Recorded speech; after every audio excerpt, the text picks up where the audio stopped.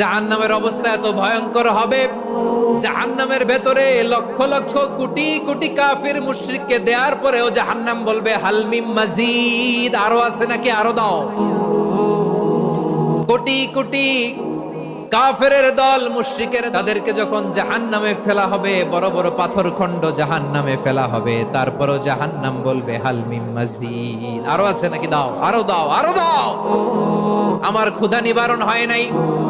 জাহান্নামে তো উত্তপ্ত হবে, জ্বলন্ত হবে, ভয়ঙ্কর হবে। জাহান্নামের এক অংশ আরেক অংশকে খেয়ে ফেলবে। আল্লাহু আকবার। ফেরেশতারাও টালমাটাল হয়ে যাবে। জাহান্নামের রক্ষী ফেরেশতারা কি করবে তারা নিজেরাও বুঝতে পারবে না।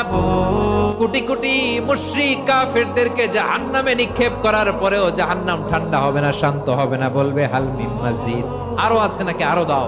তখন আল্লাহ তাআলার কুদরতি পা জাহান্নামের ভেতরে ঢুকিয়ে দিবেন।